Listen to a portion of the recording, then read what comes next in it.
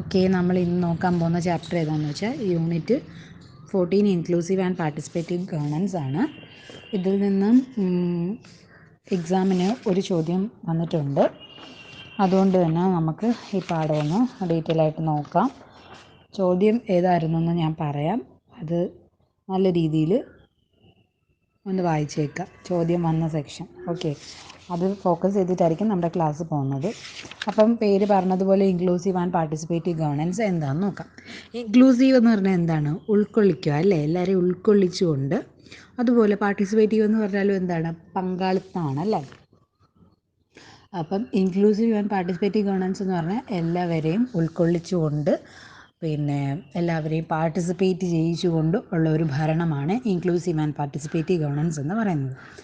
അപ്പോൾ ഈ inclusive governance എന്ന് പറയുന്ന ഒരു കോൺസെപ്റ്റ് എന്ന് പറഞ്ഞാൽ നമ്മുടെ ഒരു സമൂഹത്തിൽ, നമ്മുടെ ഒരു സൊസൈറ്റിയിൽ ഒരു ജെൻഡർ ഇൻഇക്വാളിറ്റി അത് ഒരു വലിയ രീതിയിൽ നിലനിൽക്കുന്നുണ്ട്. അപ്പം അത് കുറച്ചു കൊണ്ടുവരാനും ജെൻഡർ ഇക്വാളിറ്റി കൊണ്ടുവരാനും വേണ്ടിയിട്ടാണ് ഈ കൂടുതലായിട്ടും ഈ ഇൻക്ലൂസീവ് ഗവേണൻസും അല്ലെങ്കിൽ ഈ പാർട്ടിസിപ്പേറ്റീവ് ഗവേണൻസും ഫോക്കസ് ചെയ്യുന്നത്. അത് ഓർത്ത് വെക്കുക. അപ്പം ഇൻക്ലൂസീവ് ഗവേണൻസ്, പാർട്ടിസിപ്പേറ്റീവ് ഗവേണൻസ് എന്താണെന്ന് മനസ്സിലായല്ലോ. ഇനി നമ്മൾ നോക്കുന്നത്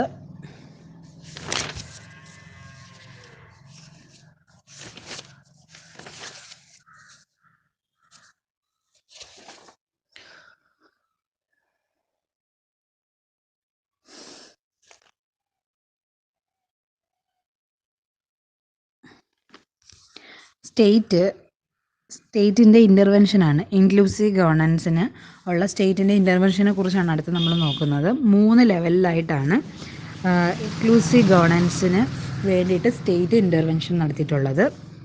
ഒന്നെന്ന് പറഞ്ഞാൽ കോൺസ്റ്റിറ്റ്യൂഷണൽ ഫ്രെയിംവർക്ക്, അതായത് ഒരു ബേസിക് സ്ട്രക്ചർ, ഇൻക്ലൂസീവ് സൊസൈറ്റീസിന് ഒരു ബേസിക് സ്ട്രക്ചർ പ്രൊവൈഡ് ചെയ്യാൻ വേണ്ടിയിട്ടാണ് കോൺസ്റ്റിറ്റ്യൂഷണൽ ഫ്രെയിംവർക്ക്. പിന്നെ ഇൻസ്റ്റിറ്റ്യൂഷണൽ ഫ്രെയിംവർക്ക് ഉണ്ട്. It promotes and enforces laws and policies. അതായത് ഈ ഇൻസ്റ്റിറ്റ്യൂഷണൽ ഫ്രെയിംവർക്ക് എന്തിനു വേണ്ടിയിട്ടാണെന്ന് ചോദിച്ചാൽ നിയമങ്ങളും അതുപോലെ പോളിസികളും ഒക്കെ പ്രൊമോട്ട് ചെയ്യാനും നടത്താനും വേണ്ടിയിട്ട്. പിന്നെ ഒരു പ്രോ ആക്റ്റീവ് അപ്രോച്ച് ഉണ്ട് to counter specific forms of exclusion. അതായത് ചില എക്സ്ക്ലൂഷൻസ് ഉണ്ടല്ലോ, മാറ്റി നിർത്തുന്ന കാര്യങ്ങൾ, അങ്ങനെ അല്ലെങ്കിൽ ഒറ്റപ്പെട്ട അങ്ങനെയുള്ള സ്പെസിഫിക് ഫോംസിനെ കൗണ്ടർ ചെയ്യിക്കാൻ വേണ്ടിയിട്ടാണ് പ്രോ ആക്റ്റീവ് അപ്രോച്ച് എന്ന് പറയുന്നത്. അപ്പോൾ ഇൻക്ലൂസീവ് ഗവേണൻസിന് അല്ലെങ്കിൽ ഇൻക്ലൂസീവ് ഗവേണൻസ് നടത്തുന്നതിന് വേണ്ടിയിട്ട് സ്റ്റേറ്റിന് 3 ഇൻ്റർവെൻഷൻസ് ആണുള്ളത്. ഒന്നെന്താണ്? Constitutional framework, 2 institutional framework, 3 proactive approach. ഇനി എന്താണെന്നത് നമുക്ക് ഡീറ്റെയിൽ ആയിട്ട് നോക്കാം. അപ്പം ഇൻക്ലൂസീവ് ഗവേണൻസിന് ഭരണഘടനാപരമായിട്ടുള്ള ഫ്രെയിംവർക്ക് എന്താണെന്ന് നോക്കാം നമുക്ക്. Constitutional framework. Constitutional framework four inclusive society എന്ന് പറഞ്ഞാൽ നമ്മുടെ ഭരണഘടനയിൽ ആർട്ടിക്കിൾ 14 മുതൽ ആർട്ടിക്കിൾ 16 വരെ എന്തിനെക്കുറിച്ചാണ് പറഞ്ഞിരിക്കുന്നത്? ആർട്ടിക്കിൾ 14 മുതൽ ആർട്ടിക്കിൾ 16 വരെ പറഞ്ഞിരിക്കുന്നത് every person who lives within the country are equal before law and no one will be discriminated to realise their rights based on religion, race, caste, gender and place of birth. അതായത് നമ്മുടെ രാജ്യത്ത് ജീവിക്കുന്ന എല്ലാ വ്യക്തികളും അല്ലെങ്കിൽ ഓരോ മനുഷ്യരും എന്താണ്? നിയമത്തിനു മുന്നിൽ തുല്യരാണെന്നും ഒരു തരത്തിലുള്ള വിവേചനവും നിലനിൽക്കാൻ പാടില്ല. എന്ത് ബേസ് ചെയ്തിട്ടുള്ള? അതായത് മതപരമായോ, കാസ്റ്റ്, മതം, അതുപോലെ നിറം, വർണ്ണം, ജെൻഡർ, അതുപോലെ പ്ലേസ് ഓഫ് ബർത്ത്, ജന്മസ്ഥലം, അങ്ങനെയുള്ള ഒരു രീതിയിൽ ഉള്ള വിവേചനത്തിനും നമ്മുടെ ഇന്ത്യ മഹാരാജ്യത്ത് സ്ഥാനമില്ലെന്നും എല്ലാ മനുഷ്യരും ഈക്വൽ ആണെന്നാണ് നമ്മുടെ കോൺസ്റ്റിറ്റ്യൂഷനിലെ ആർട്ടിക്കിൾ 14 മുതൽ 16 വരെ പറഞ്ഞിരിക്കുന്നത്. നമ്മളുടെ ഡെമോക്രാറ്റിക് ഇൻസ്റ്റിറ്റ്യൂഷൻസൊക്കെ എന്തിനു വേണ്ടിയിട്ടാണ് വന്നിരിക്കുന്നത് എന്ന് വെച്ചാൽ നമ്മുടെ സിറ്റിസൺസിനെയൊക്കെ എഡ്യൂക്കേറ്റ് ചെയ്തിട്ട് നമ്മളുടെ രാജ്യത്തുള്ള പൗരന്മാരെയൊക്കെ എഡ്യൂക്കേറ്റ് ചെയ്ത് പ്രൊഡക്ഷനും കൺസപ്ഷനും ഒക്കെ കൂട്ടുക എന്നതാണ് നമ്മുടെ ഒരു ഡെമോക്രാറ്റിക് ഇൻസ്റ്റിറ്റ്യൂഷൻസിൻ്റെയൊക്കെ ഒബ്ജക്റ്റീവ് എന്ന് പറയുന്നത്. അപ്പോൾ അതിന് വേണ്ടിയിട്ട് fair and equitable distribution of resources for the marginalised group, ഉണ്ടായിരിക്കണം. അപ്പം നമ്മൾ നേരത്തെ പറഞ്ഞു മാർജിനലൈസ്ഡ് ഗ്രൂപ്പ് എന്ന് പറഞ്ഞാൽ അടിച്ചമർത്തപ്പെട്ട ആളുകളാണ്. സ്ത്രീകൾ, ട്രാൻസ്ജെൻഡേഴ്സ്, അംഗവൈകല്യം സംഭവിച്ചവർ, അങ്ങനെയൊക്കെ ഉള്ള ആളുകൾക്ക് എന്ത് കിട്ടണം? ഈ fair and equitable distribution of resources എല്ലാവർക്കും കിട്ടുന്നത് പോലെ ഫെയറായിട്ടും നല്ല രീതിയിലും അതുപോലെ ഈക്വലായിട്ടും ഉള്ള റിസോഴ്സിൻ്റെ ഡിസ്ട്രിബ്യൂഷൻസ് ലഭിക്കണം. Constitution made a commitment to ensure political, social, economic and cultural right for all its citizens. നമ്മുടെ ഭരണഘടന എന്താ ചെയ്യുന്നത്? എല്ലാ പൗരന്മാർക്കും പൊളിറ്റിക്കലായിട്ടും സോഷ്യലായിട്ടും എക്കണോമിക് ആയിട്ടും കൾച്ചറലായിട്ടുമുള്ള അവകാശങ്ങളെ ഉറപ്പുവരുത്തുന്നു, എൻഷുർ ചെയ്യുകയാണ് നമ്മുടെ കോൺസ്റ്റിറ്റ്യൂഷൻ ചെയ്യുന്നത്.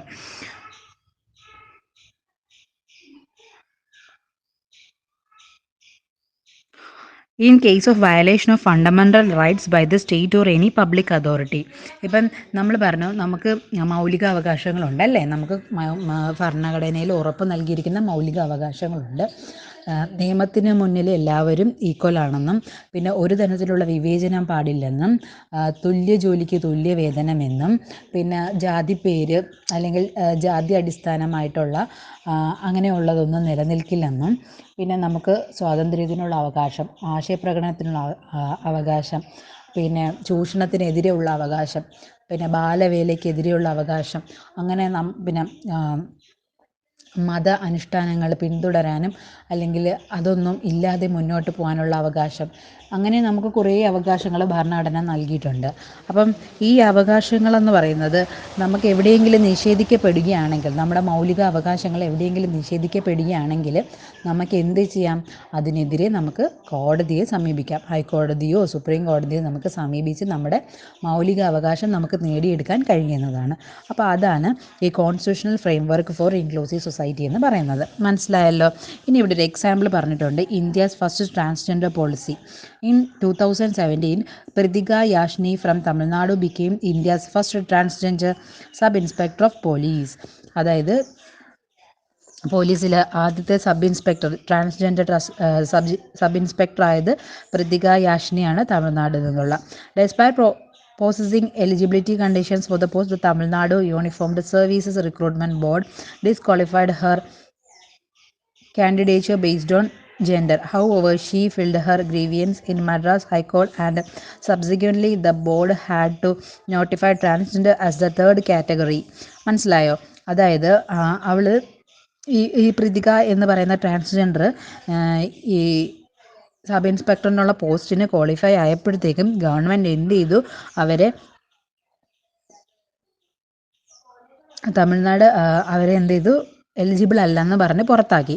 അപ്പോൾ അവരെന്ത് ചെയ്തു? ആ ട്രാൻസ്ജെൻഡർ ആയിരുന്ന സ്ത്രീ അവർ മദ്രാസ് ഹൈക്കോടതിക്ക് പരാതി കൊടുക്കുകയും പിന്നെ ഹൈക്കോടതിക്ക് മനസ്സിലായി എന്താണ് അവർ ആ ഒരു പോസ്റ്റിന് പിന്നെ എലിജിബിൾ ആണെന്നും അതുപോലെ ട്രാൻസ്ജെൻഡർ എന്നൊരു തേർഡ് കാറ്റഗറി നമ്മുടെ സമൂഹത്തിൽ വരണമെന്നും നമ്മുടെ മദ്രാസ് ഹൈക്കോടതിക്ക് മനസ്സിലാവുകയും അങ്ങനെയാണ് അവർക്ക് ഈ സബ് ഇൻസ്പെക്ടറായിട്ടുള്ള പോസ്റ്റിംഗ് ലഭിക്കുകയും ചെയ്യുന്നത്.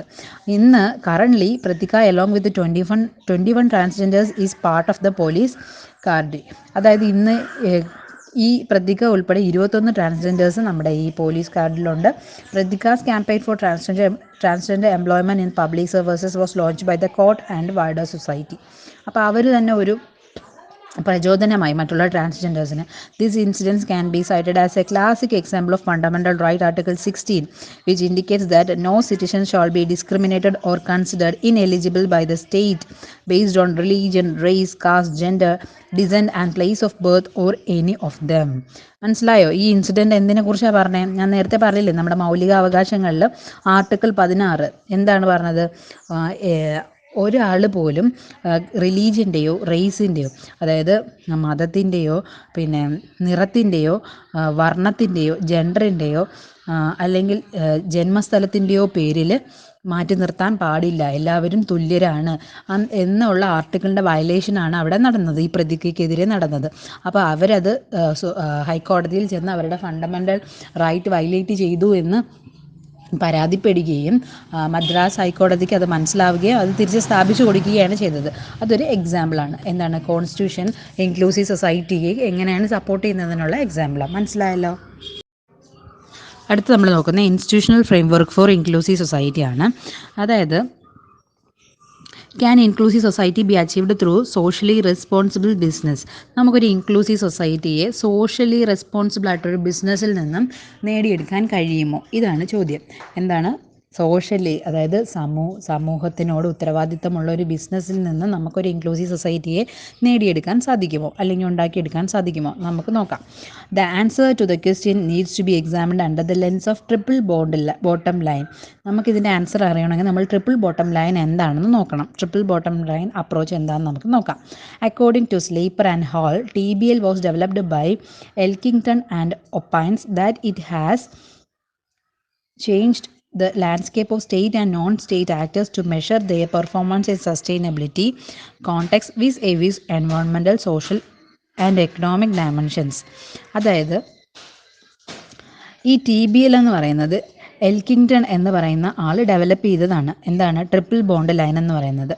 എൽക്കിംഗ്ടൺ എന്ന് പറയുന്ന ആൾ ഡെവലപ്പ് ചെയ്തതാണ്. എന്താ പറയുന്നതെന്ന് വെച്ചാൽ സ്റ്റേറ്റിൻ്റെയും നോൺ സ്റ്റേറ്റ് ആക്ടേഴ്സിൻ്റെയും ലാൻഡ്സ്കേപ്പ് തന്നെ ചേഞ്ച് ചെയ്തെന്നാണ് പറയുന്നത്. എന്തിനു വേണ്ടിയിട്ട്? To measure their performance in sustainability. നമ്മൾ പറഞ്ഞു സുസ്ഥിര വികസനമാണ് സസ്റ്റൈനബിലിറ്റി എന്ന് പറയുന്നത്. അപ്പോൾ സുസ്ഥിര വികസനം എന്ന് പറഞ്ഞാൽ എന്തുവാണ്?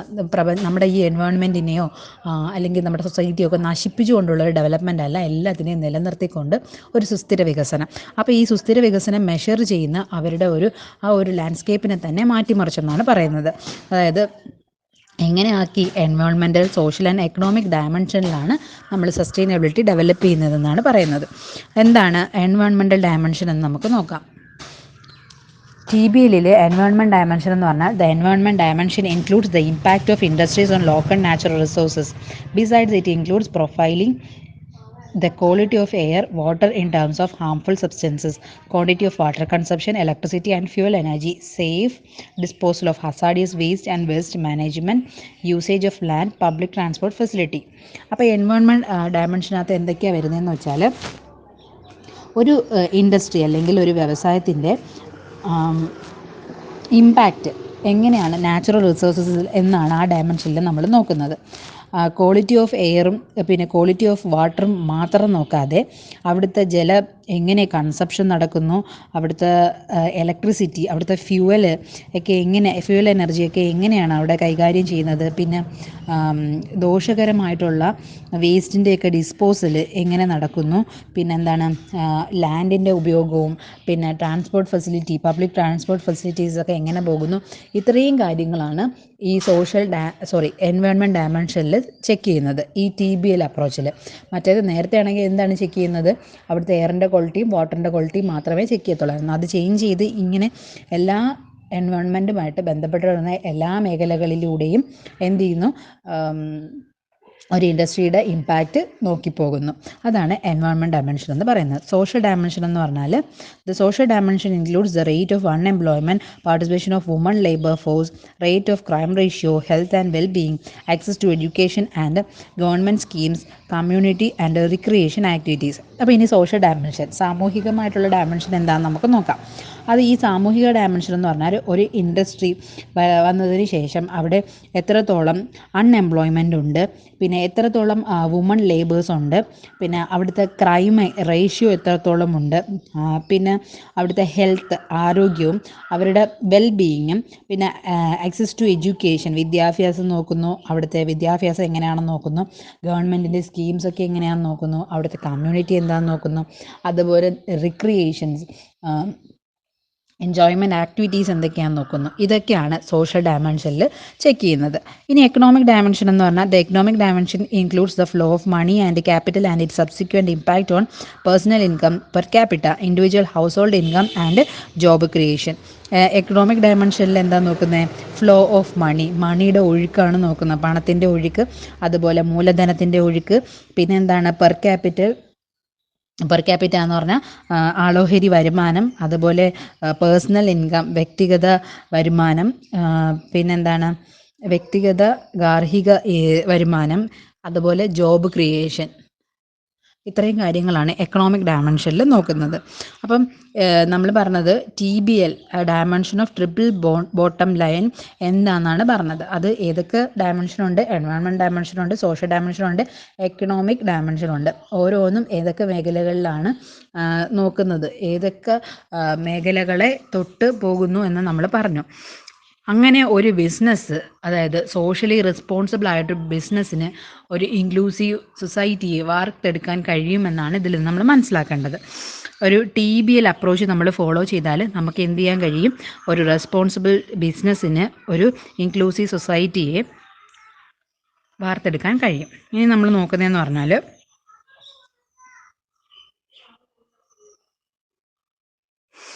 based on above mentioned dimensions, every company is liable towards society and environment and based on these lines.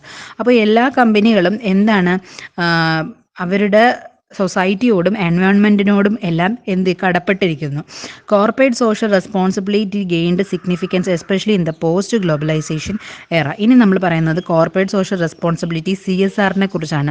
ഈ ഒരു പോസ്റ്റ് ഗ്ലോബലൈസേഷന് ശേഷമുള്ള ഒരു കാലഘട്ടത്തിലാണ് ഈ CSRന് പ്രാധാന്യമേറി വരുന്നത്. These dimensions are inclusive and as already mentioned it caters to the needs of 3 P's and enables the concerned corporate to appropriately apply to their requirements depending on the project and community. അപ്പോൾ ഈ CSR എന്താ പറയുന്നതെന്ന് വെച്ചാൽ, ഈ TBLൽ എന്താണെന്ന് വെച്ചാൽ people, planet and profit എന്നാണ് അവരുടെ ഒരു ഡെവലപ്മെൻറ്റ് ഡയമെൻഷൻ എന്ന് പറയുന്നത്. TBL എന്ന് പറഞ്ഞാൽ നമ്മൾ പറഞ്ഞു ടോപ്പ് ബോട്ടം ലൈൻ അപ്രോച്ചാണ്. അവരുടെ ഒരു ഡയമെൻഷൻ എന്താണെന്ന് വെച്ചാൽ people, planet and profit, 3 P's എന്നാണ് പറയുന്നത്. 3 ഇട്ടിട്ട് നമ്മൾ ക്യാപിറ്റൽ PS. 3 P's എന്ന് പറഞ്ഞാൽ പീപ്പിൾ, ജനങ്ങൾ, പിന്നെ പ്ലാനറ്റ്, നമ്മുടെ ഗ്രഹം, അതുപോലെ പ്രോഫിറ്റ്. ഇതെല്ലാം കൂടെ കൂട്ടി ചേർക്കുന്നതിനെയാണ് TBL അപ്രോച്ച് എന്ന് പറയുന്നത്. അപ്പോൾ നേരത്തെ നമ്മൾ ഈ പറഞ്ഞതുപോലെ CSR എന്ന് പറഞ്ഞാൽ ഈ 3 P'സിനെ നോക്കിയിട്ട്, ആ 3 P'സിനെ വച്ചിട്ട്, അല്ലെങ്കിൽ ഈ പീപ്പിൾ, പ്ലാനറ്റ് ആൻഡ് പ്രോഫിറ്റ് എന്ന ആ ഒരു ഡയമെൻഷനെ വെച്ചിട്ട് തന്നെ ഓരോ കോർപ്പറേറ്റുകളും അവരുടെ ബിസിനസ് നടത്തപ്പെടുമ്പോൾ ചെയ്യുന്ന കാര്യങ്ങളാണ് CSR അല്ലെങ്കിൽ കോർപ്പറേറ്റ് സോഷ്യൽ റെസ്പോൺസിബിലിറ്റി എന്ന് പറയുന്നത്. The idea of CSR is intrinsically linked to the development discourse which enables industries to contribute positively for uplifting the socially excluded. അതായത് നമ്മളെ സമൂഹത്തിൽ ഒറ്റപ്പെടുത്തി ഇട്ടിരിക്കുന്ന അല്ലെങ്കിൽ മാറ്റി നിർത്തപ്പെട്ടിരിക്കുന്ന ആളുകളെ അപ്ലിഫ്റ്റ് ചെയ്യാൻ വേണ്ടിയിട്ടാണ് ഈ CSR ശ്രമിക്കുന്നതെന്നാണ് പറയുന്നത്. By adapting to the TBL dimension to development, CSR seeks to integrate their core business strategy towards social and environment impacts. അപ്പോൾ CSRൽ എന്താ ചെയ്യുന്നതെന്ന് വെച്ചാൽ അവരുടെ ബിസിനസ് സ്ട്രാറ്റജിയെ എന്തുമായിട്ട്, നമ്മുടെ സൊസൈറ്റിയും അതുപോലെ നമ്മുടെ എൻവയോൺമെൻറ്റുമായിട്ട് കൂട്ടിയിണക്കിയാണ് അവരവിടെ ബിസിനസ് നടത്തുന്നത്. അങ്ങനെ വരുമ്പോൾ അവിടെ എന്താ നടക്കുന്നത്? അവിടെ ഒരു സസ്റ്റൈനബിൾ ആയിട്ടുള്ള ഒരു ഡെവലപ്മെൻ്റ് ആയിരിക്കും ഉണ്ടാകുന്നത്, ഇല്ലേ? അപ്പോൾ നമുക്ക് നോക്കാം. Corporate social responsibility CSR in Indian context have been in vogue in the form of philanthropic endeavor since pre-independent times. With widening inequalities, gender, income, health, digital and education, the need to bridge these inequalities was constantly pounded over by national and international agencies. As a result, Government of India came up with the National Voluntary Guidance for Social, Environment and Economic Responsibilities of Business and the CSR section within the Companies Act 2013. അപ്പോൾ company act 2013 ഈ CSRനെ കുറിച്ച് പറയുന്നുണ്ട്, CSR സെക്ഷനെ കുറിച്ച് പറയുന്നുണ്ട്. എന്താണ് ഒരു കോർപ്പറേറ്റിന് സൊസൈറ്റിയിലുള്ള responsibility എന്ന്. അപ്പം ഒരു കോർപ്പറേറ്റ് കമ്പനിക്ക് സൊസൈറ്റിയോട് റെസ്പോൺസിബിലിറ്റി ഉണ്ടെന്നും അതിനെയാണ് കോർപ്പറേറ്റ് സോഷ്യൽ റെസ്പോൺസിബിലിറ്റി എന്നും അതിന് എന്ത് ചെയ്യണം, ആ ഒരു കമ്പനി ഒരു കമ്മ്യൂണിറ്റിയിൽ വരുമ്പോൾ അവിടെ ഉണ്ടാകുന്ന ഇനിക്വാളിറ്റീസ് ഉണ്ടായിരുന്ന ഇനിക്വാളിറ്റീസ്, അതായത് ജെൻഡർ, പിന്നെ ഇൻകം, വരുമാനം, പിന്നെ ഹെൽത്ത്, പിന്നെ ഡിജിറ്റൽ ആൻഡ് എഡ്യൂക്കേഷൻ, അങ്ങനെയുള്ള ഇനിക്വാളിറ്റീസിനെയൊക്കെ എന്ത് ചെയ്യണം, തുടച്ചു മാറ്റിയിട്ട് അവിടെ ഒരു സൊസൈറ്റിയിൽ ബിസിനസ്സിന് മാത്രമല്ല ഇമ്പ്രൂവ്മെൻറ്റ് വരേണ്ടത്, ആ ബിസിനസ്സും ആ സൊസൈറ്റിയും ഇമ്പ്രൂവ് ചെയ്ത് വരണം എന്ന് ഉള്ളൊരു നിയമം കമ്പനീസ് ആക്ടിൽ അല്ലെങ്കിൽ ഒരു സെക്ഷൻ കൊണ്ടുവന്നു. അപ്പോൾ അതാണ് CSRും TBLും. Top bottom line approach. ഇതാണ് institutional framework for inclusive സൊസൈറ്റിക്കകത്ത് എഴുതേണ്ടത്. ഇനി നമ്മൾ നോക്കുന്നത് proactive approach to counter exclusion ആണ്. Proactive approach to counter exclusion എന്ന് പറഞ്ഞാൽ നമ്മൾ നേരത്തെ പറഞ്ഞു, നമ്മൾ പൊളിറ്റിക്കലി, സോഷ്യലി അല്ലെങ്കിൽ എക്കണോമിക്കലി ഒക്കെ ഉള്ള ഇൻക്ലൂഷൻസിന് വേണ്ടിയിട്ട് ശ്രമിക്കുമ്പോഴും അവിടെ നമ്മുടെ സമൂഹത്തിൽ ചില കാര്യങ്ങളിൽ എക്സ്ക്ലൂഷൻസ് ഉണ്ടായിരിക്കും. അപ്പോൾ അങ്ങനെയുള്ള എക്സ്ക്ലൂഷൻസിനെ തിരഞ്ഞു പിടിച്ചിട്ട് പിന്നെ മാറ്റിയെടുക്കുക എന്നതാണ് proactive approach to counter exclusion എന്ന് പറയുന്നത്. ഇപ്പം നമ്മൾ ഈ ഡിഫറൻഷ്യലി ഉള്ളവരുണ്ടല്ലോ, അംഗവൈകല്യം സംഭവിച്ചവർ, ജന്മന അങ്ങനെയുള്ളവർ, അവർ, പിന്നെ ട്രാൻസ്ജെൻഡർ, പിന്നെ മാർജിനലൈസ്ഡ്, പിന്നെ വളനറബിൾ, ഇങ്ങനെയൊക്കെ ഉള്ള ആളുകൾക്ക് പ്രത്യേകമായിട്ട് അവരുടെ പ്രശ്നങ്ങളെ കണ്ടെത്തി അത് പരിഹരിക്കുകയാണ് ഈ പ്രോ ആക്റ്റീവ് അപ്രോച്ചിലൂടെ ചെയ്യുന്നത്. In order to bridge these inequalities, ഇങ്ങനെയുള്ള ഇൻഇക്വാളിറ്റീസിനെയൊക്കെ തരണം ചെയ്യാൻ വേണ്ടിയിട്ട് governments look for development alternative so as to create equal opportunity for all. ഇവർക്കും കൂടെ ഓപ്പർച്യൂണിറ്റി ഈക്വലി ഡിസ്ട്രിബ്യൂട്ട് ചെയ്യുന്ന രീതിയിലുള്ള ഡെവലപ്മെൻറ്റിനാണ് ഗവൺമെൻറ് നോക്കുന്നത്. One of the development alternative that we are doing to discuss here is the social enterprise framework. Social enterprise ഫ്രെയിംവർക്കാണ് ഇതുമായി ബന്ധപ്പെട്ട് നമ്മളോട് ഡിസ്കസ് ചെയ്യാൻ പോകുന്നത്. Social enterprise framework. Development advocates believes that in order to achieve the United Nations sustainable development goals. United നേഷൻസിന് sustainable development goals നമ്മൾ നേരത്തെ ഒരു പാഠത്തിൽ പഠിച്ചിട്ടുണ്ടായിരുന്നു. അങ്ങനെ അതുമായി ബന്ധപ്പെട്ട് പറയുകയാണെങ്കിൽ the social enterprise framework could be considered as an alternative as it enables economics to reinvest surpluses back in to social and environmental purposes. അതായത് ഈ സോഷ്യൽ എൻ്റർപ്രൈസ് ഫ്രെയിംവർക്കിന് എന്ത് ചെയ്യാൻ കഴിയുമെന്ന് വെച്ചാൽ റീഇൻവെസ്റ്റ് സർപ്ലസസ്, അതായത് ഈ മിച്ചമുള്ളതിനെ നമുക്ക് റീഇൻവെസ്റ്റ് ചെയ്യാനുള്ളൊരു സൗകര്യങ്ങൾ കൊടുക്കുന്നു എന്നാണ് പറയുന്നത്. സോഷ്യൽ എൻ്റർപ്രൈസ് ഫ്രെയിംവർക്ക് എന്താണെന്ന് നമുക്ക് നോക്കാം. A social enterprise is the collective commitment of a community of people who seek to build sustainable local economy. അതായത് ഒരു സസ്റ്റൈനബിൾ ലോക്കൽ എക്കോണമി കെട്ടിപ്പടുക്കാൻ ആഗ്രഹിക്കുന്നവർക്കുള്ളൊരു കളക്റ്റീവ് കമ്മിറ്റ്മെൻ്റ് ആണെന്നാണ് പറയുന്നത് social enterprise framework. It intends to reduce inequality and social stigma. സമൂഹത്തിലുള്ള social സ്റ്റിഗ്മയും അതുപോലെ ഇനിക്വാളിറ്റീസും മാറ്റാനായിട്ടാണ് ഇത് ശ്രമിക്കുന്നത്. British Council report on social enterprise, an overview of policy framework in India, point out that the ecosystem for social enterprises in India have been active since 2005. Significantly, there have been social investments to create potential value by pooling resources through grants and capital investments. The government schemes such as Credit Enhancement Guarantee Scheme for Scheduled Caste and Venture Capital Fund for Scheduled Caste provide financial access to the economically backward sections, with the objective to make entrepreneurial responses to social issues. India Inclusive Innovation Fund was started 2015. Reserve Bank of India has made access to easier credit for small and medium enterprises, marginal farmers, etc. As a result, the ecosystem is favorable for multiple actors such as incubators, academic national and international donors, workshops, training, etc. to create social value. Okay, എന്താ പറയുന്നതെന്ന് വെച്ചാൽ നമ്മൾ പറഞ്ഞ ഈ SC ST സമൂഹത്തിൽ കുറച്ച് പുറകോട്ടല്ലേ consider ചെയ്യുന്ന മനുഷ്യർ.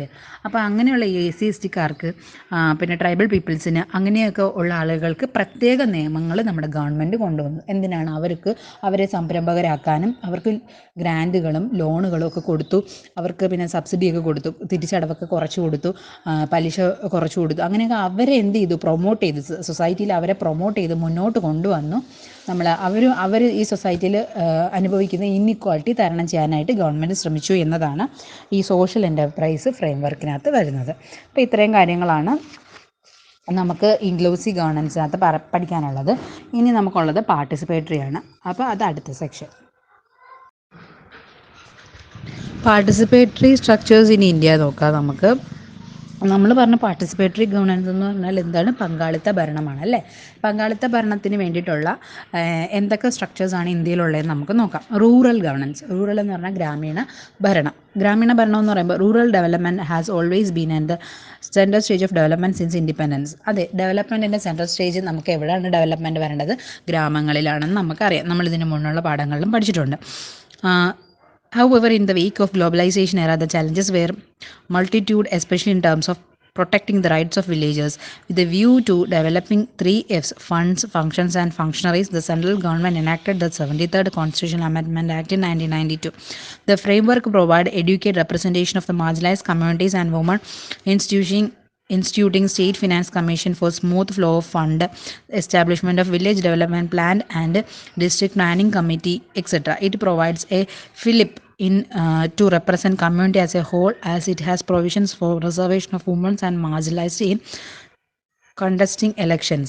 അതായത് റൂറൽ ഗവർണൻസ് എന്ന് പറഞ്ഞാൽ നമുക്കറിയാം, ഒരു രാജ്യത്തിൻ്റെ ഡെവലപ്മെൻ്റ് എന്ന് പറഞ്ഞാൽ അത് ഇനിഷ്യലി എവിടെ നിന്ന് തന്നെയാണ് തുടങ്ങേണ്ടത്? ഗ്രാമങ്ങളിൽ നിന്ന് തന്നെയാണ് തുടങ്ങേണ്ടത്. അത് നമ്മൾ നേരത്തുള്ള പാഠങ്ങളിൽ ചർച്ച ചെയ്ത് വന്നതാണ്. പക്ഷേ ഈ ഗ്ലോബലൈസേഷൻ്റെ ഭാഗമായിട്ട് ഈ ഗ്രാമങ്ങളിൽ എന്ത് സംഭവിച്ചു? ഗ്രാമങ്ങളിലെ വ്യവസായങ്ങൾക്കൊന്നും അത്ര ഈ പുതിയ ഈ ഗ്ലോബലൈസേഷൻ്റെ പ്രോഡക്ട്സുമായിട്ട് കോമ്പീറ്റ് ചെയ്ത് നിൽക്കാൻ കഴിയുന്നില്ല. അവർക്ക് എന്ത് പറ്റി? അവരുടെ വികസനം അല്ലെങ്കിൽ അവരുടെ ജീവിതമൊക്കെ ഭയങ്കര ദുസ്സഹമായി തുടങ്ങി. അപ്പോൾ ഈ ഗ്ലോബലൈസേഷൻ്റെ ഒരു ആഫ്റ്റർ എഫക്റ്റ് എന്ന് പറയുമ്പോൾ നമ്മൾ ഗ്ലോബലൈസേഷൻ വന്നതുകൊണ്ടാണ്. പണ്ടൊക്കെ നമ്മൾ എന്താ ചെയ്തിരുന്നത്? നമ്മളുടെ ചകിരി വെച്ചിട്ടുള്ള കയറ് ആയിരുന്നു നമ്മൾ ഉപയോഗിച്ചുകൊണ്ടിരുന്നത്. പക്ഷേ ഗ്ലോബലൈസേഷൻ്റെ ഭാഗമായിട്ട് പ്ലാസ്റ്റിക് കയറുകൾ ഒക്കെ ഇഷ്ടം പോലെ വിപണിയിൽ സുലഭമായി കിട്ടാൻ തുടങ്ങി. അപ്പോൾ നമ്മൾ എന്ത് ചെയ്തു? നമ്മൾ പരമ്പരാഗതമായിട്ടുള്ള കയറിനെ ഉപയോഗിച്ച് പ്ലാസ്റ്റിക് കയറൊക്കെ യൂസ് ചെയ്യാൻ തുടങ്ങി, റോപ്പുകൾ യൂസ് ചെയ്യാൻ തുടങ്ങി. അപ്പോൾ എന്ത് പറ്റി? പരമ്പരാഗതമായിട്ട് ഈ വ്യവസായം ചെയ്ത് വന്നവർക്ക് അവരുടെ വരുമാനം മുട്ടിയാണ് ചെയ്തത് അല്ലേ? അങ്ങനെയുള്ള കാര്യങ്ങളാണ് ഇവിടെ പറയുന്നത്. അങ്ങനെ വന്നപ്പോഴത്തേക്ക് എന്ത് പറ്റി? നമ്മുടെ വില്ലേജസിൽ അല്ലെങ്കിൽ ഗ്രാമങ്ങളിൽ ഡെവലപ്മെൻറ്റ് നടക്കാതെയായി. അങ്ങനെ വന്നപ്പോഴത്തേക്കും നമ്മൾ പറഞ്ഞു 73ാം കോൺസ്റ്റിറ്റ്യൂഷൻ അമെൻമെൻറ്റ്, അതായത് 73ാം ഭരണഘടനാ ഭേദഗതി 1992 എന്ത് ചെയ്തു? തദ്ദേശ സ്വയംഭരണ സ്ഥാപനങ്ങൾക്ക് സ്വയംഭരണ അധികാരം കൊടുത്തു. അവർക്ക് എന്ത് ചെയ്തു? അവിടെ ഒരു ചട്ടക്കൂടുണ്ടായി. എന്തിനു വേണ്ടിയിട്ടാണ്? മാർജിനലൈസ്ഡ് കമ്മ്യൂണിറ്റീസിനെയും വുമൺസിനെയും അതുപോലെ ഒരു സ്റ്റേറ്റ് ഫിനാൻഷ്യൽ കമ്മീഷനെയൊക്കെ ഏർപ്പെടുത്തിക്കൊണ്ട് അവിടെ ഈ തദ്ദേശ സ്വയംഭരണ സ്ഥാപനങ്ങളുടെ അല്ലെങ്കിൽ ഈ ഗ്രാമപഞ്ചായത്തിൻ്റെയൊക്കെ പ്രവർത്തനം വളരെ സ്മൂത്ത് ആക്കാനായിട്ട് ഗവൺമെൻറ് ശ്രമിച്ചു. അങ്ങോട്ട് അവിടെ എന്തുണ്ടായി? വില്ലേജ് ഡെവലപ്മെൻറ്റ് പ്ലാൻ ഉണ്ടായി, ഗ്രാമീണ വികസന പ്ലാനുകളുണ്ടായി, അതുപോലെ ജില്ലാ വികസന കമ്മിറ്റി ഉണ്ടായി. അങ്ങനെ എന്ത് ചെയ്തു? നമ്മുടെ കമ്മ്യൂണിറ്റിയിൽ ഒരു ഡെവലപ്മെൻറ്റ് കൊണ്ടുവരാൻ അല്ലെങ്കിൽ നമ്മുടെ ഗ്രാമങ്ങളിലൊരു ഡെവലപ്മെൻറ്റ് കൊണ്ടുവരാനായിട്ട് സാധിച്ചു. അതുപോലെ തന്നെ ഇലക്ഷനിൽ വുമൺസിന് റിസർവേഷനും മാർജിനലൈസ്ഡ് ആയിട്ടുള്ള ആളുകൾക്കൊക്കെ റിസർവേഷൻ കൊണ്ടുവന്ന് നമ്മളെ റൂറൽ ഗവർണൻസ് എന്ത് ചെയ്യാൻ ബെറ്റർ ആക്കാനായിട്ട് ശ്രമിച്ചു. അപ്പോൾ പാർട്ടിസിപ്പേറ്ററി സ്ട്രക്ചർ ഇൻ ഇന്ത്യയിൽ നമ്മൾ റൂറൽ ഗവർണൻസ് ആണ് പറഞ്ഞത്. ഇനി ഗ്രാമപഞ്ചായത്തിനെ കുറിച്ചൊക്കെ നമ്മൾ കഴിഞ്ഞ പാഠങ്ങളിൽ നല്ലതുപോലെ പറഞ്ഞിട്ടുണ്ട്. ഗ്രാമപഞ്ചായത്താണ് എന്തിൻ്റെ ബേസിക് ആയിട്ടുള്ള ഘടകമെന്ന് നമ്മൾ പറഞ്ഞിട്ടുണ്ട്. റൂറൽ ഗവർണൻസിൻ്റെ ബേസിക് ആയിട്ടുള്ള ഘടകം എന്താണ്? ഗ്രാമസഭകളാണ്. ഗ്രാമസഭയൊക്കെയാണെന്ന് നമ്മൾ കഴിഞ്ഞ ക്ലാസ്സിൽ പറഞ്ഞിട്ടുണ്ട്. ഇനി അർബൻ ഗവർണൻസ് എന്ന് പറഞ്ഞാൽ എന്താണ്? സിറ്റിയിലുള്ള ഗവർണൻസ്, നഗരങ്ങളിലുള്ള. അവിടെ എന്താണ്? അവിടെ നമുക്കറിയാം 74ാം അമെൻമെൻറ്റ് വന്നു 1992. അതെന്ത് ചെയ്തു? 74ാം അമെൻമെൻറ്റ് ആക്റ്റോട് കൂടി തന്നെ സിറ്റീസിലുള്ള ഗവർണൻസിന് എഫക്റ്റീവായിട്ട് ഫങ്ഷൻ ചെയ്യാനായിട്ട് സാധിച്ചു.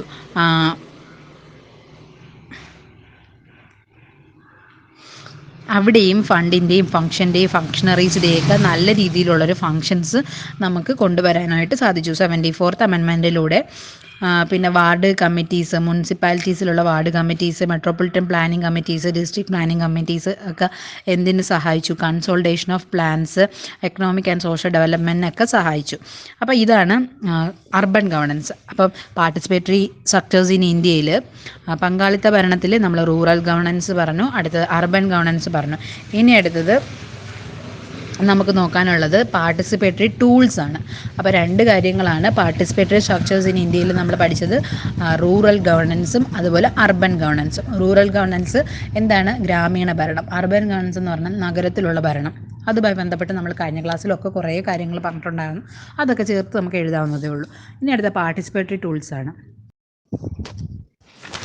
അടുത്ത് നമ്മൾ പാർട്ടിസിപ്പേറ്ററി ടൂൾസ് ആണ് നോക്കുന്നത്. പാർട്ടിസിപ്പേറ്ററി ടൂൾസ് എന്ന് പറഞ്ഞാൽ പങ്കാളിത്ത ഭരണത്തിൽ എന്തൊക്കെ രീതിയിലാണ് ഭരണം നമുക്ക് നടത്താം, ഏതൊക്കെ രീതിയിൽ നടത്താം എന്നുള്ളതാണ് നോക്കുന്നത്. അതിൽ സോഷ്യൽ മാപ്പിംഗ് ആണ് ഫസ്റ്റ്. സോഷ്യൽ മാപ്പിംഗ് എന്ന് പറഞ്ഞാൽ ഒരു കമ്മ്യൂണിറ്റിയിലുള്ള കാര്യങ്ങൾ അവിടുത്തെ ജനങ്ങൾ തന്നെ വിലയിരുത്തുക എന്നുള്ളതാണ്. അതായത് അവിടുത്തെ ഹാബിറ്റേഷൻ പാറ്റേൺ, അവിടുത്തെ ഇൻഡിവിജ്വൽ ഹൗസ് ഹോൾഡ്, അവിടുത്തെ സോഷ്യൽ ഇൻഫ്രാസ്ട്രക്ചേഴ്സ് ആയിട്ടുള്ള road, drainage, presence of libraries, പിന്നെ playground, drinking water facilities, ഇതെല്ലാം അവിടുത്തെ ജനങ്ങൾ തന്നെ അതിനെക്കുറിച്ച് വിലയിരുത്തുക എന്നുള്ളതാണ് ആ സോഷ്യൽ മാപ്പിംഗ്. അല്ലെങ്കിൽ ആ സോഷ്യൽ മാപ്പിങ്ങിൽ ഈ കാര്യങ്ങളൊക്കെ ചെയ്യുന്നത് ആ വില്ലേജിലുള്ള ആളുകൾ തന്നെയാണ്, അല്ലെങ്കിൽ ആ ഒരു പ്രദേശത്തുള്ള ആളുകൾ തന്നെയാണ്. വലിയ എക്സ്പേർട്സ് ഒന്നും അല്ല വന്നത് ചെയ്യുന്നത്. അപ്പോൾ എന്ത് ചെയ്യാൻ കഴിയും? ഈ സോഷ്യൽ മാപ്പിംഗ് എന്ന പ്രോസസ്സിലൂടെ അവിടെയുള്ള ആളുകൾക്ക് എന്തെല്ലാം പ്രശ്നങ്ങളുണ്ട്, എന്തെല്ലാം മികവുണ്ട്, എന്തെല്ലാം കാര്യങ്ങൾ അവിടെ ഇനി വരണം, അങ്ങനെയുള്ള കാര്യങ്ങൾ, ആരെല്ലാമാണ് ബാക്ക്വേർഡായിട്ട് നിൽക്കുന്നത് അവരെയൊക്കെ മുന്നോട്ട് കൊണ്ടുവരാൻ എന്തൊക്കെ ചെയ്യണം, അങ്ങനെയുള്ള കാര്യങ്ങളെല്ലാം സോഷ്യൽ മാപ്പിംഗ് എന്ന് പറയുന്നു. അത് ചെയ്യുന്നത് ആ ഒരു ഗ്രാമത്തിലുള്ള ജനങ്ങളെ കൊണ്ട് തന്നെ ആയിരിക്കും. അതുകൊണ്ട് എന്ത് ചെയ്യാൻ കഴിയും? അതൊരു വിജയമായി തന്നെ തീരും.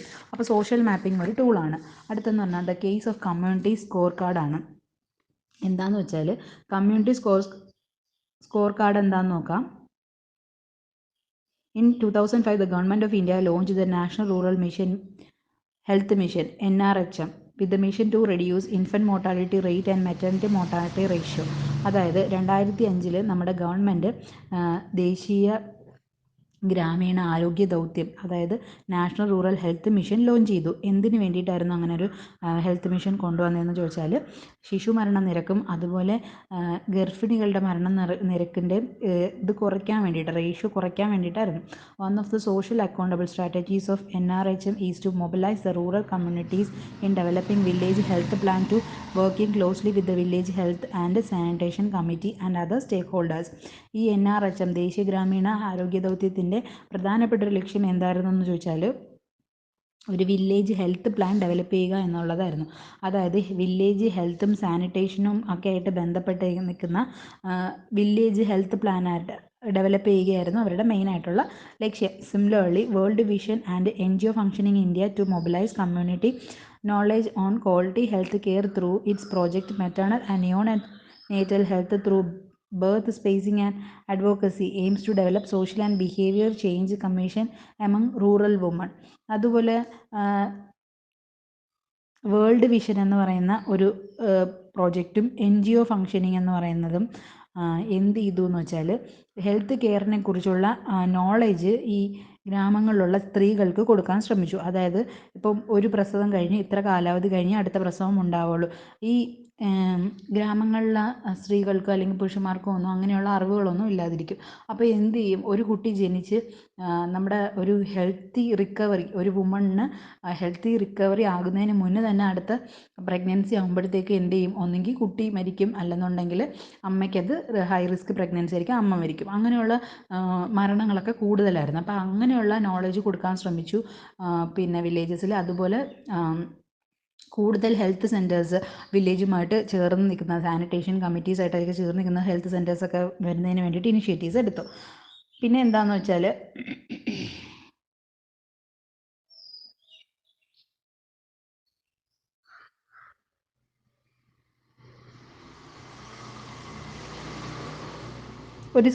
ഒരു സ്കോർ കാർഡ് കൊണ്ടുവന്നു. അതായത് ഈ ഓരോ സ്ഥലങ്ങളിലെയും ഒരു കമ്മ്യൂണിറ്റി സ്കോർ കാർഡ് കൊണ്ടുവന്നു. എന്തിനാന്ന് വെച്ചാൽ അവിടുത്തെ ഉള്ള കമ്മ്യൂണിറ്റി ബേസ്ഡ് ആയിട്ടുള്ള കാര്യങ്ങൾ കൃത്യമായിട്ട് ഫങ്ഷൻ ചെയ്ത് സ്കോർ രേഖപ്പെടുത്തുമ്പോഴത്തേക്കും നമ്മൾ എന്ത് ചെയ്യും? കമ്പയർ ചെയ്യത്തില്ലേ? മറ്റുള്ളവരുമായിട്ടുള്ള കമ്പയറിങ് ഉണ്ടാകും. അപ്പോൾ നമ്മൾ കുറച്ചും കൂടി നന്നായിട്ട് പെർഫോം ചെയ്യാൻ ശ്രമിക്കും. അങ്ങനെ ഒരു കമ്മ്യൂണിറ്റി സ്കോർ കാർഡ് കൊണ്ടുവന്നു. പിന്നെ എന്താണ്? ടു ഗെയിൻ കമ്മ്യൂണിറ്റി സപ്പോർട്ട്, കമ്മ്യൂണിറ്റിയിലുള്ള സപ്പോർട്ട് കിട്ടാൻ വേണ്ടിയിട്ടുള്ള ഇനിഷ്യേറ്റീവ്സ് അവരെടുത്തു. അതാണ് കമ്മ്യൂണിറ്റി സ്കോർ കാർഡ് എന്നുള്ള കാര്യങ്ങളിൽ പറയുന്നത്. പിന്നെ സിറ്റിസൺ, അതൊരു ടൂളാണ്. കമ്മ്യൂണിറ്റി സ്കോർ കാർഡ് ഒരു ടൂളാണ്. നമ്മൾ നേരത്തെ പറഞ്ഞ സോഷ്യൽ മാപ്പിംഗ് ഒരു ടൂളാണ്. ഇനി citizen led environmental impact assessment toolkit. Citizens led environmental impact assessment toolkit എന്താണെന്ന് നോക്കാം. അതൊരു ഇന്നോവേറ്റീവ് ടൂൾ കിറ്റാണ് that encourage community based dialogue with the stakeholders at key stages of environmental impact assessment. അതായത് അതൊരു ഒരു സംഭാഷണമാണ്, അല്ലെങ്കിൽ ഒരു സംവാദവും നമുക്ക് പറയാം. ആരുമായിട്ടുള്ളതാണെന്ന് വെച്ചാൽ ഈ കമ്മ്യൂണിറ്റിയിലുള്ള എൻവയോൺമെൻറ്റിൽ ഇമ്പാക്റ്റ് ചെയ്യുന്ന സ്റ്റേക്ക് ഹോൾഡേഴ്സുമായിട്ടുള്ള ഒരു dialogue. According to public affairs centres CLIA enables citizens to have structured data about the grievance with which they could take collective action with the project proponents. ഇപ്പോൾ ഏതെങ്കിലും ഒരു പ്രോജക്റ്റ് ഒരു കമ്മ്യൂണിറ്റിയിൽ വന്നതുമായി ബന്ധപ്പെട്ട് അവർക്ക് എന്തൊക്കെ ബുദ്ധിമുട്ടുകളുണ്ടോ അപ്പോൾ അതൊക്കെ ചർച്ച ചെയ്യാൻ വേണ്ടിയിട്ട് അല്ലെങ്കിൽ അതൊക്കെ സംസാരിക്കാൻ വേണ്ടിയിട്ട് ഒരു അവസരം ഉണ്ടാക്കുകയാണ് citizens led environment impact assessment toolkit എന്ന് പറയുന്നത്. അവർക്കുള്ള പരാതികളൊക്കെ ബോധിപ്പിക്കാൻ കഴിയും. അങ്ങനെ PAC had conducted an impact assessment study of the Pradhan Mantri Gram Sadak Yojana in collaboration with the National Rural Road Development Agency and the World Bank as a part of the project on citizens monitoring of PMGSY road across Jharkhand, Karnataka, Odisha, Rajasthan and Uttarakhand. Primarily, this exercise was done in assess the benefits of road construction and its effect on vegetation, land, water, livelihood, drinking water, other resources and ecology of the villages. The volunteers of the study were trained by PAC team on the toolkit. ഇതിനൊരു എക്സാമ്പിളാണ് ഇവിടെ പറഞ്ഞിരിക്കുന്നത്. അതായത് പ്രധാനമന്ത്രി സടക്ക് യോജന, ഗ്രാമ സടക്ക് യോജന, അതായത് നമ്മുടെ ഗ്രാമങ്ങളിലെ റോഡ് വരുന്നതുമായിട്ട് ബന്ധപ്പെട്ടൊരു പദ്ധതിയാണ്. അപ്പോൾ അതുമായി ബന്ധപ്പെട്ട് അവിടുത്തെ ആളുകളുമായിട്ട് ഒരു ഇത് നമ്മൾ നേരത്തെ പറഞ്ഞതുപോലെ ഒരു ചർച്ച അല്ലെങ്കിൽ ഒരു ഡയലോഗ് ഉണ്ടായി. അപ്പോൾ അതിൽ നിന്ന് എന്ത് ചെയ്യാൻ കഴിഞ്ഞു, അവിടെ അവർക്കുണ്ടാകുന്ന ഈ ഒരു കൺസ്ട്രക്ഷൻ വരുന്നതോടുകൂടി അവർക്കുണ്ടാകുന്ന വെജിറ്റേഷൻസിലുള്ള പ്രശ്നങ്ങൾ, അതായത് സസ്യജാലകങ്ങൾ, നൈസർഗിക സസ്യജാലകങ്ങൾ അല്ലെങ്കിൽ ജീവജാലകങ്ങൾക്ക് വരുന്ന പ്രശ്നങ്ങൾ, അതുപോലെ land, water, drinking water, other resources, പിന്നെ അവരുടെ എന്തൊക്കെ ബുദ്ധിമുട്ട്, അങ്ങനെയുള്ള ഒരു ചർച്ചാവേദി ഒരുക്കി. അതൊരു എക്സാമ്പിളാണ് പറഞ്ഞിരിക്കുന്നത്. അപ്പോൾ നമ്മൾ പറഞ്ഞു സോഷ്യൽ മാപ്പിംഗ് ഒരു പാർട്ടിസിപ്പേറ്ററി ടൂളാണ്. പിന്നെന്താണ്, കമ്മ്യൂണിറ്റി സ്കോർ കാർഡ് ഒരു പാർട്ടിസിപ്പേറ്ററി ടൂളാണ്. Citizens led environment impact assessment toolkit ഒരു ടൂളാണെന്ന് പറഞ്ഞു. ഇനി സോഷ്യൽ മീഡിയയും ഡിസാസ്റ്റർ റെസ്പോൺസും എന്താണെന്ന് നോക്കാം. സോഷ്യൽ മീഡിയയ്ക്ക് ഇപ്പോൾ നമ്മുടെ സമൂഹത്തിൽ വളരെ ഒരു ഇമ്പാക്റ്റാണുള്ളത് നമുക്ക് എല്ലാവർക്കും അറിയാം. അതുപോലെ എസ്പെഷ്യലി ഡ്യൂറിങ് ഡിസാസ്റ്റേഴ്സ്, എന്തെങ്കിലും പ്രകൃതി ദുരന്തങ്ങളൊക്കെ സംഭവിക്കുന്ന സമയത്ത് നല്ല രീതിയിലാണ് ഈ സോഷ്യൽ മീഡിയസ് അവരുടെ ഒരു പ്രവർത്തനം നടത്തുന്നത്. Social media technologies include Facebook, Twitter, WhatsApp, YouTube and such allied technology applications that are capable of connecting the users with the global community even when there is a collapse of communication network. Communication network തകർന്നിരുന്നാൽ കൂടിയും നമുക്ക് മറ്റ് global കമ്മ്യൂണിറ്റിയുമായിട്ട് connect ചെയ്യാൻ കഴിയുന്നത് ഈ ഉള്ള social medias വഴിയാണ്. ഇനി അതിനെക്കുറിച്ച് പറയാൻ വേണ്ടിയിട്ട് ഒരു എക്സാമ്പിൾ ഇവിടെ പറഞ്ഞേക്കുന്നത് സോഷ്യൽ മീഡിയയും ഡിസാസ്റ്റർ റെസ്പോൺസിബിലിറ്റിയും. അതായത് കാശ്മീരിലെ വെള്ളപ്പൊക്കത്തിനെ കുറിച്ചാണ് പറയുന്നത്. 2014 കാശ്മീരിലെ വെള്ളപ്പൊക്കത്തിൽ എന്ത് സംഭവിച്ചതെന്ന് വെച്ചാൽ, റോഡും ഇതൊക്കെ തകർന്നപ്പോൾ കുറേ ആളുകൾ റിമോട്ട് ഏരിയാസ്, ഒറ്റപ്പെട്ട സ്ഥലങ്ങളിലൊക്കെ ആയിപ്പോയി. And the rescue teams were looking for alternative. അപ്പം എന്തൊരു ആക്ഷൻ എടുത്ത് നമുക്ക് അവരെ രക്ഷിക്കാൻ കഴിയുമെന്ന് വിചാരിച്ചിട്ട് ഈ റെസ്ക്യൂ ടീം ആലോചിക്കുന്ന സമയത്ത് the Indian Army and the National Disaster Response Force were able to undertake swift rescue operations through social media updates of citizens through Facebook page. അതായത് ആളുകൾ ഫേസ്ബുക്കിലൂടെ അറിയിക്കുന്ന, അവർ ഇന്ന സ്ഥലത്തുണ്ട് എന്ന് അറിയിക്കുന്നതിലൂടെ നമ്മുടെ ഈ രക്ഷാപ്രവർത്തകർക്ക് അവരെ അവിടെ പോയി രക്ഷിക്കാനായിട്ട് സാധിച്ചു എന്നാണ് പറയുന്നത്. അപ്പോൾ സോഷ്യൽ മീഡിയയും ഡിസാസ്റ്റർ റെസ്പോൺസും അതാണ് എഴുതേണ്ടത്. അപ്പോൾ ഇത്രയും ടൂൾസാണ് പാർട്ടിസിപ്പേറ്ററി ടൂൾസ് എന്ന രീതിയിൽ നമുക്കിവിടെ തന്നേക്കുന്നത്. Social media and disaster response, citizens led environment impact assessment toolkit, പിന്നെ case of community scorecard, പിന്നെന്താണ് സോഷ്യൽ മാപ്പിംഗ്. മനസ്സിലായല്ലോ? എന്തെങ്കിലും ഡൗട്ട് ഉണ്ടെങ്കിൽ ചോദിക്കണേ. ഇനി ഈ പാഠത്തിൽ നമുക്കുള്ളതെന്ന് പറഞ്ഞാൽ ഇൻക്ലൂസീവ് പാർട്ടിസിപ്പേറ്റീവ് ഗവേണൻസിലുള്ള പ്രശ്നങ്ങളും അതുപോലെ വെല്ലുവിളികളും എന്താണെന്നാണ് ചോദിക്കുന്നത്. അതിൽ ഒന്നാമത്തത് ജെൻഡർ ഇംബാലൻസ് തന്നെയാണ്. എന്താണ് ജെൻഡർ ഇംബാലൻസ് എന്ന് പറഞ്ഞാൽ, അതായത് gender inequality. With 50% reservation in local bodies, yet women are not able to realize their political empowerment. The constitution arrangement enable all women irrespective of caste, class, education and income to participate. However, the patriarchal attitude, lack of political and administrative understanding restrict them from performing development functions. അതായത് നമ്മളൊരു inclusive and participatory governance എന്ന് പറഞ്ഞാൽ എല്ലാവരെയും ഉൾക്കൊള്ളുത്തി എല്ലാവർക്കും സംതൃപ്തി ആവുന്ന രീതിയിൽ ഉള്ള ഒരു ഭരണമാണ് ഈ പാർട്ടിസിപ്പേറ്ററി ആൻഡ് ഇൻക്ലൂസീവ് ഗവേണൻസ് എന്ന് പറഞ്ഞാൽ. അപ്പോൾ അത് നല്ലതുപോലെ സ്മൂത്തായിട്ട് പോകാൻ പറ്റാത്ത ഒരു പ്രധാന കാരണം അല്ലെങ്കിൽ ഒരു വെല്ലുവിളി എന്ന് പറഞ്ഞാൽ എന്താണ്, ജെൻഡർ ഇംബാലൻസ് തന്നെയാണ്. എന്തൊക്കെ റിസർവേഷൻ ഉണ്ടെന്ന് പറഞ്ഞാലും, എത്രയൊക്കെ വുമൺസിനെ എംപവർ ചെയ്യിക്കുന്ന സ്കീമുകൾ ഗവൺമെൻറ്റിലുണ്ട് അല്ലെങ്കിൽ നിയമങ്ങളുണ്ട് എന്ന് പറഞ്ഞാൽ കൂടിയും ഇപ്പോഴും പുരുഷ ഡോമിനേറ്റഡ് ആയിട്ടുള്ള ഒരു സൊസൈറ്റി തന്നെയാണ് നമ്മുടെ സൊസൈറ്റി എന്ന് പറയുന്നത്. അവർക്ക് ഇപ്പോഴും ആ ഒരു പുരുഷ മേധാവിത്വം അല്ലെങ്കിൽ ഒരു പുരുഷൻ ഈ ഒരു മേഖലകളിൽ ഇടപെടുന്നത് പോലെ ഒരു സ്ത്രീക്ക് ഇടപെടുന്നതിൽ പരിമിതികളുണ്ട്. ആ ഒരു സിറ്റുവേഷൻ ഇന്നും നിലനിൽക്കുന്നുണ്ട് എന്നതാണ് ഒന്നാമത്തെ പ്രശ്നം. അതായത് സ്ത്രീകൾ മുന്നോട്ട് പൊളിറ്റിക്കലും അഡ്മിനിസ്ട്രേറ്റീവ് സെക്ഷനിലോട്ട് വരാത്തത് കാരണം ജെൻഡർ ഇംബാലൻസ് ആണ്. അങ്ങനെ വന്നില്ലെങ്കിൽ അവിടെ ഇൻക്ലൂസീവ് ഗവേണൻസ് ഉണ്ടാവുമോ, അല്ലെങ്കിൽ പാർട്ടിസിപ്പേറ്ററി ഗവേണൻസ് ഉണ്ടാവുമോ? ഇല്ല, അതൊരു പ്രശ്നമാണ്. ലാക്ക് ഓഫ് സിറ്റിസൺസ് അവെയർനെസ്, അതെ, ഓരോ കാര്യങ്ങളെക്കുറിച്ചും ഉള്ള അവെയർനെസ് ഇല്ലായ്മ, അറിവില്ലായ്മ, അതൊരു പ്രധാന പ്രശ്നമാണ്. ഇപ്പോൾ ഇൻക്ലൂസീവ് ആൻഡ് പാർട്ടിസിപ്പേറ്ററി ഗവേണൻസ് എന്താണെന്ന് ആളുകൾക്ക് അറിഞ്ഞാൽ മാത്രമല്ലേ അതനുസരിച്ച് മുന്നോട്ട് പോകാൻ പറ്റൂ. അങ്ങനെയുള്ള അവെയർനെസ്സിൻ്റെ കുഴപ്പമുണ്ട്. പിന്നെ എന്താണ്, lakh of educate capacity building training, ഓരോരുത്തർക്കും അവരുടെ കപ്പാസിറ്റി ബിൽഡ് ചെയ്യുന്നതിനുള്ള ട്രെയിനിങ്ങിൻ്റെ കുറവ്, അങ്ങനെയുള്ള കുറവുകൾ വരുമ്പോഴും കഴിവുള്ളവർക്ക് പോലും എന്ത് ചെയ്യാൻ കഴിയുന്നില്ല, ഓരോ പ്രോഗ്രാമിൽ പങ്കെടുക്കാൻ കഴിയുന്നില്ല. അങ്ങനെയുള്ള ട്രെയിനിങ് പ്രോഗ്രാമിലൊക്കെ വരുമ്പോൾ ചിലവരുടെ കഴിവുകൾ പുറത്തു കൊണ്ടുവരാനും സക്സസ് ആവാനും ഒക്കെ കഴിയും.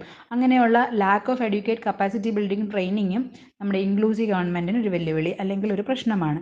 പിന്നെ എന്തൊക്കെയാണെന്ന് ചോദിച്ചാൽ, geospatial mapping of resources at village ലെവലിൻ്റെ റിസോഴ്സസ് മാപ്പ് ചെയ്യാൻ കഴിയാതെ വരുന്നു. പിന്നെന്താണ്, scientific collection of citizens feedback എടുക്കാൻ കഴിയാതെ വരുന്നു. Involvement of multiple stakeholders within the കമ്മ്യൂണിറ്റിയിൽ ഒരുപാട് സ്റ്റേക്ക് ഹോൾഡേഴ്സ് ഉണ്ടാകുന്നു. Documentation of governance innovations by the local people, security and privacy of sharing of ward level data. അതായത് ഇത്രയും കാര്യങ്ങൾ ഒന്ന് ഓർത്ത് വെച്ചിരുന്നാൽ മതി. ഇതൊന്നും ചോദിച്ചതായിട്ട് എനിക്ക് ഓർമ്മയില്ല.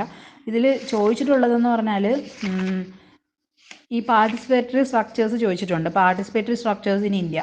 അപ്പം ഈ ചാപ്റ്റർ ഇതോടുകൂടി തീരുവാണ്. ഇതിൽ ഞാൻ ഇമ്പോർട്ടൻ്റ് ആയിട്ട് നിങ്ങൾ പഠിക്കാൻ പറയുന്ന കാര്യം പാർട്ടിസിപ്പേറ്ററി സ്ട്രക്ചേഴ്സ് ഇൻ ഇന്ത്യ, അതുപോലെ അതായത് rural governance, grama panchayat, urban governance, പിന്നെ പാർട്ടിസിപ്പേറ്ററി ടൂൾസ്, സോഷ്യൽ മാപ്പിംഗ്, പിന്നെ scorecard, citizens led environment impact assessment toolkit, പിന്നെ social media and disaster response. ഇതാണ് ഇതിൽ ഏറ്റവും ഇമ്പോർട്ടൻ്റ് ആയിട്ടുള്ളത്. പിന്നെ നിങ്ങൾ നോക്കി വെക്കേണ്ടത് എന്താണ്, ഇൻക്ലൂസീവ് ഗവേണൻസിൽ constitutional framework, institutional framework and last proactive approach to counter exclusion. ഇതൊന്ന് വായിച്ച് വെച്ചിരുന്നാൽ മതി, അത് എഴുതാൻ പറ്റുമല്ലോ. ഓരോന്ന് നമ്മൾ ആ ഒരു ടോപ്പിക്ക് കിട്ടുമ്പം തന്നെ നമുക്ക് ഓർത്തെഴുതാൻ കഴിയുന്ന കാര്യങ്ങളാണ്. അപ്പോൾ ഇത് രണ്ടുമാണ് നിങ്ങളിതിൽ മെയിനായിട്ട് ഫോക്കസ് ചെയ്യേണ്ടത് മറ്റേത് തന്നെയാണ്. ഏതാ, പാർട്ടിസിപ്പേറ്ററി സക്സസ് ഇൻ ഇന്ത്യ ആണ്. അതിനേക്കാളും കുറച്ചും കൂടെ ലെസ് ഇമ്പോർട്ടൻസ് ഉള്ളത് ഈ ഇൻക്ലൂസീവ് ഗവേണൻസിൽ നമ്മൾ പഠിച്ച constitutional framework, institutional framework and proactive approach.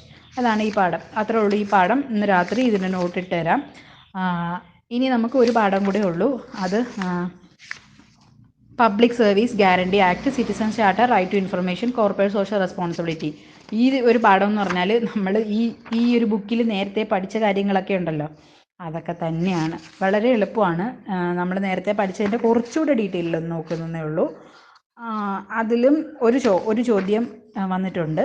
അത് നമുക്ക് ഫോക്കസ് ചെയ്ത് നാളെ അതിൻ്റെ ക്ലാസ് എടുത്ത് നാളെ തന്നെ നോട്ട് വരുമ്പോഴത്തേക്കും ഈ ഒരു ബുക്ക് തീരും. ഇതിൽ ഞാനൊരു 2 പാഠം ഒഴിവാക്കിയിട്ടുണ്ടായിരുന്നു. ഒരു കോർപ്പറേറ്റ് ഗവേണൻസും പിന്നെ നമ്മൾ ഒഴിവാക്കിയ പാഠം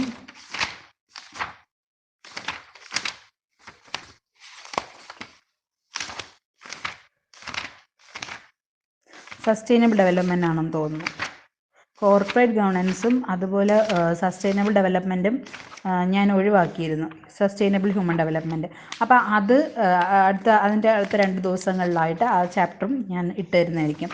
അതിൽ നിന്ന് ഫോക്കസ് ഏരിയ മാത്രം ഇട്ടുതരാം. അപ്പോൾ അതോടുകൂടി നമ്മളുടെ എന്ത് തീരും, നമ്മളുടെ ഈ ബുക്ക് മൊത്തം നമ്മൾ കംപ്ലീറ്റ് ചെയ്യും. പിന്നെ നിങ്ങൾ ഈ വോയിസ് കേട്ടിട്ട് നിങ്ങൾക്ക് താല്പര്യം ഉണ്ടെങ്കിൽ നമുക്ക് ഓരോ ചാപ്റ്ററിൻ്റെയും റിവിഷൻ സെക്ഷൻ വയ്ക്കാം. റിവിഷൻ സെക്ഷൻ വയ്ക്കുക എന്ന് വെച്ചാൽ നിങ്ങൾ ആ ചാപ്റ്റർ പഠിക്കണം. ഞാൻ ടൈം തരും, നിങ്ങൾ ആ ചാപ്റ്റർ പഠിക്കണം. അതിൽ നിന്ന് ഫോക്കസ് ചെയ്യേണ്ട ഏരിയ ഞാൻ ഓരോ വീഡിയോയിലും പറഞ്ഞിട്ടുണ്ടല്ലോ, ആ ഏരിയ പഠിക്കുക. എന്നിട്ട് ഞാൻ അന്നത്തെ ദിവസം ഒരു ക്വസ്റ്റ്യൻ ഇട്ടേക്കാം ആ ചാപ്റ്ററുമായി ബന്ധപ്പെട്ട് നിങ്ങൾ അതിൻ്റെ എസ് എഴുതുക. നിങ്ങൾ ഒരു കാര്യം മനസ്സിലാക്കുക, നമ്മൾ എഴുതണം, എഴുതി തന്നെ നമ്മൾ പ്രാക്ടീസ് ചെയ്യണമെങ്കിൽ മാത്രമേ എക്സാം ഹോളിൽ നമുക്ക് ടൈം മാനേജ്മെൻറ്റ് ചെയ്യാൻ പറ്റത്തുള്ളൂ.